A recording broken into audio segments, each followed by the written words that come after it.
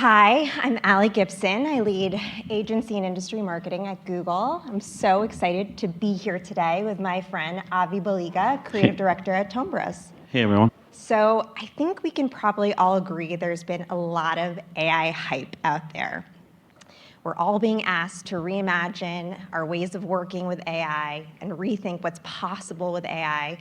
But one thing that's become clear is that the industry is still trying to figure out how to do it.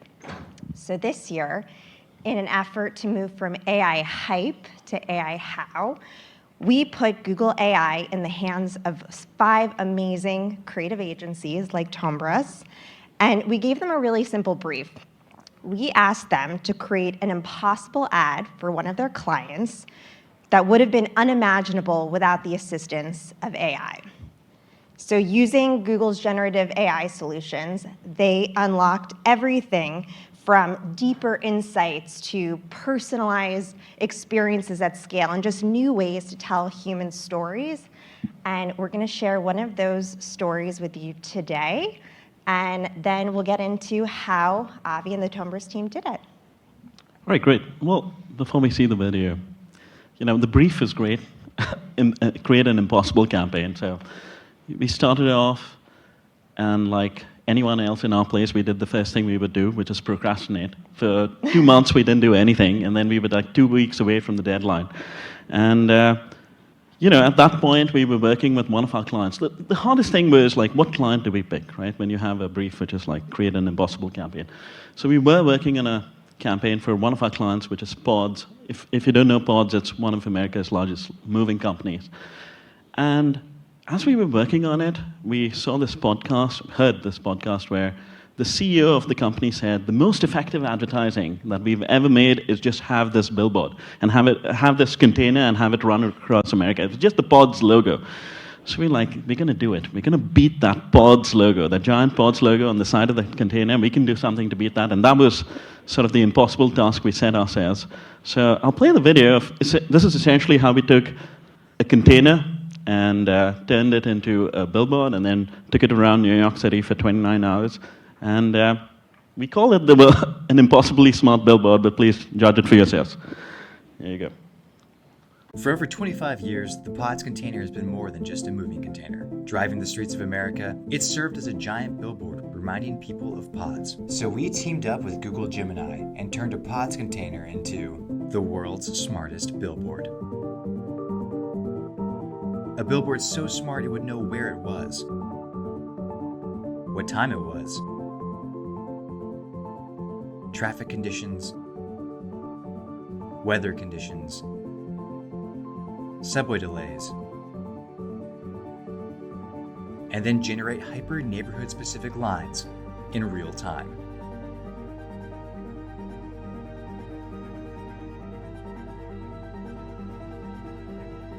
And then we decided to take it to every single neighborhood in New York City in 29 hours. It was a humanly impossible feat, but a human and AI possible feat. So our creatives teamed up with Google Gemini to take the tone and content for Pods and get Gemini to replicate it at scale. That's 1,600 pieces of real-time content instantly displayed on the Pods container. Just goes to show that anything is possible when creatives, next-gen multimodal AI, and a moving company come together.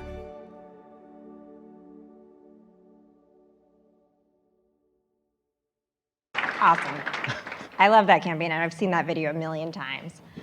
All right, so let's start at the beginning. We gave you this kind of crazy challenge to create an impossible ad. How did you get started? What were the first things that you did to start to infuse AI and Gemini into the early stages of that creative process? Well, right in the beginning, what we did is we took the brief and we tried to get AI to write the brief, which was great. We fed in a lot of information. The only trick was the brief is, I think, 63 pages long. So then we took that and we were like, okay, we have to infuse AI more in the creative process. I think the biggest sort of hurdle and challenge which AI helped us solve was Pods didn't necessarily have a big history of advertising campaigns. Right. So we knew what our idea was, right? Which was we wanted to create this hyperlocal campaign, but how do you find the tone and voice for a brand which doesn't necessarily have a history of a tone and voice. So that was, in some way, the biggest challenge and the most interesting part of it, which is we knew, we had some words which Pods had done some research with McKinsey, and we had these words, but they were such broad words. It was like optimism and trust. Like, how do you take those words and make it feel like this is Pods and no other moving company? So I think the biggest challenge was that, and it was also like incredible. So I think the bulk of the time in the creative concepting was spent on finding a voice which feels like this is Pods. And that was a process of sort of iteration. We used, some proxy brands out there, RX Bars, Oatly, Street Easy, just as little prompts. And then we used literature and movies as just trying to find a voice for Pods which felt like it was right. And then we shared it with the client. And then they felt some of the lines got a little too snarky. So we were like, how do we get AI to cut the snark? And that was hard. We just asked it to, and then it worked. And then we got to, there was a lot of human intervention, but I think, what was incredible was like, we ended up with like 6,000 lines over 3 days. And that is not something you'd do if it was just like a few writers doing it. Yeah, that's so interesting, because tone of voice, that's not something you often think of as a starting place for AI. But I love how there's such a great balance between the human creativity and mixed with the machine itself. You were able to create something that will serve Pods for years to come. So speaking of Pods, I think one of the interesting things that you've shared with me is just this was new territory for them. They hadn't really dabbled with AI quite a bit in their marketing. What were some, and then you brought them a pretty ambitious idea to create thousands of headlines that were going to run all over New York City. What were some of the hesitations that maybe they expressed at the beginning, and how were you able to address that? It's probably something that might resonate with the folks in the room, just how to kind of facilitate those tricky conversations with clients. I think their hesitation was sort of similar to ours, but from slightly different places. Ours was, what if these lines end up being boring, right? And theirs was, what if this doesn't feel like the brand? What if there's a line out there, right? Especially when you generate things at scale. What if there's a line out there that is either too controversial or weird? How do you sort of control that? And a lot of that, that was what a lot of the prep work was. So even though these lines were in real time, like, if there's traffic in Canal Street, it would generate a line about traffic in Canal Street. But the prep work was both for clients and for us. Like, we went through this line, around 100 lines. Going through 6,000 was too much. But 100 lines where we were like, one, this is totally right, but it also, and then, we did feed a list of words that it would never use. Obviously, AI, I think, will fine.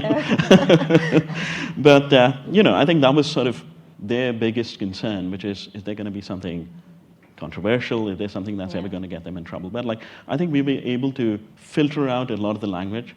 So then what we were left with was totally right and the right language. Yeah, interesting. Are there new things that came up during the course of running this campaign that now you feel like you've overcome with a client and they'll be willing to do more of these sorts of AI-powered campaigns in the future? Well, a lot of, I guess the creative process, this strategic process is elimination, right? Like, what AI showed us is you can run down lots of bots. It's, like what would in an agency, I guess, be considered swirl? AI is relentless. It doesn't care about swirl. So you can make it run along all these paths, and you can quickly test.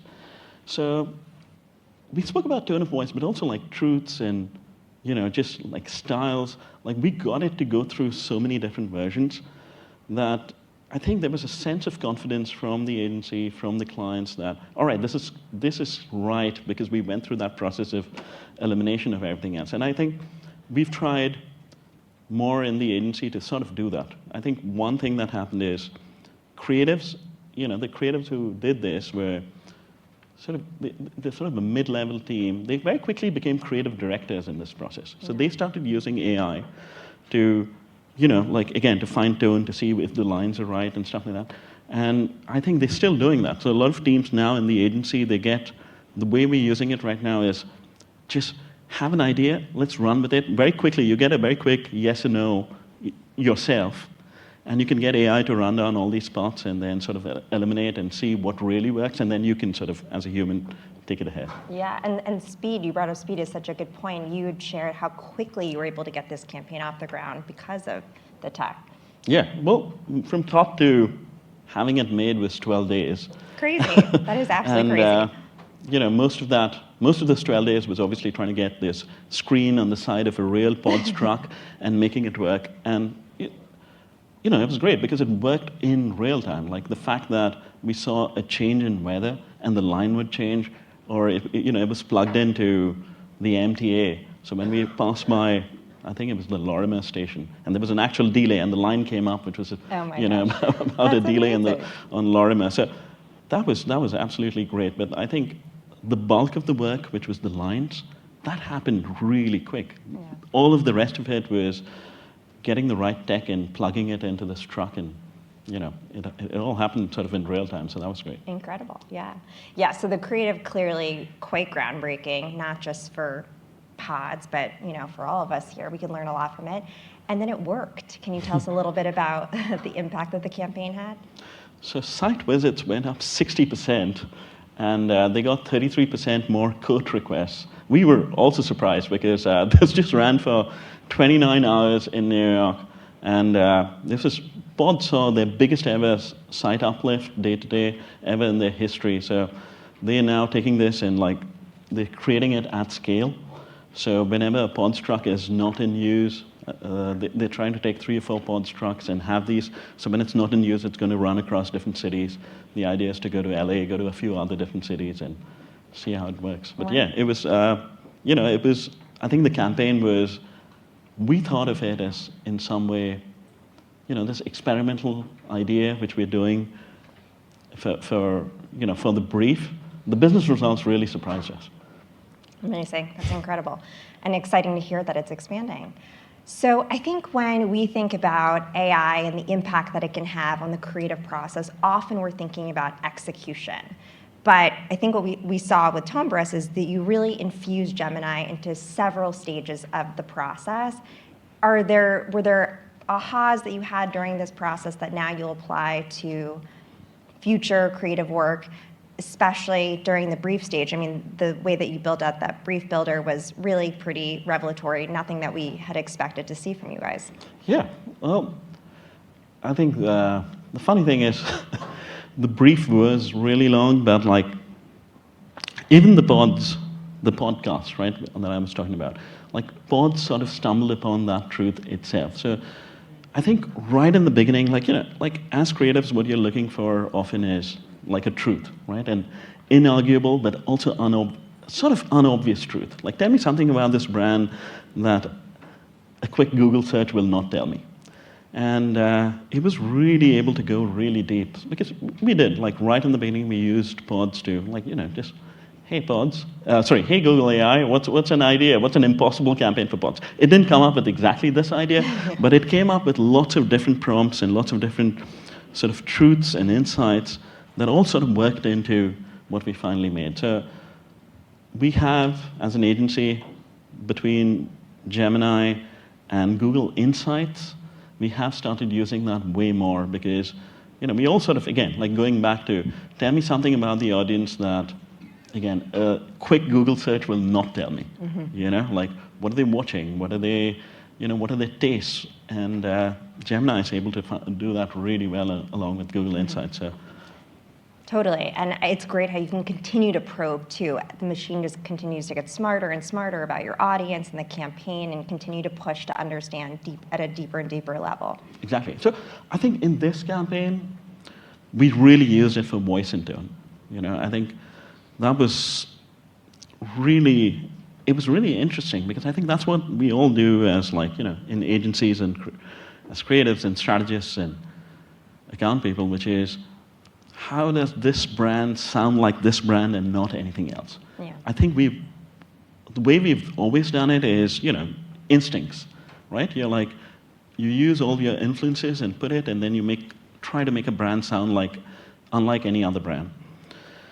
To be able to use AI to do that was really interesting. I think, the prompts, it made us really good at prompts in some way, because, again, like I said, the words in the beginning, which were like a little vague and generic, like optimism and trust, don't really take you there.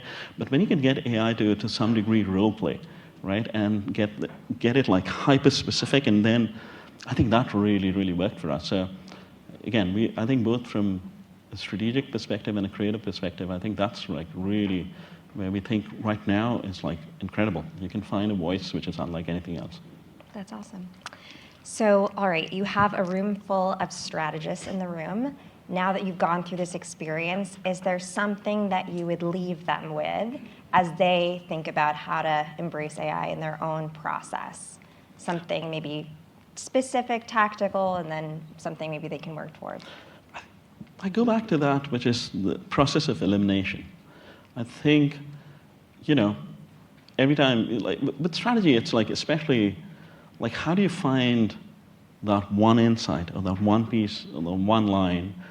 And I think, again, like I'm sure everybody does this naturally, which is you go through a process of like, you whittle it down to that one truth. What AI lets you do is, instead of just instinct, you can let this machine run for a while and say, what if it's this? And increasingly, I think like people use what ifs, right? And I think these what ifs can go a step further with AI, which is again like you might have 12 different insights out there. I think before it even goes further in the creative development, I think machine learning and like AI is a good way of seeing, is there traction? Is there a truth there? Is there an insight there? And I think it becomes really handy instead of using, instead of just trusting your gut, which is great, which is what finally it should always come down to. But I think there's a step above that, which is using AI for elimination. Mm-hmm. It seems like, it's like that, yeah. I love that. That's great. Well, thank you so much, Avi. This has been great chatting with you. Thank you to everybody for listening to our story. Awesome. Thank you.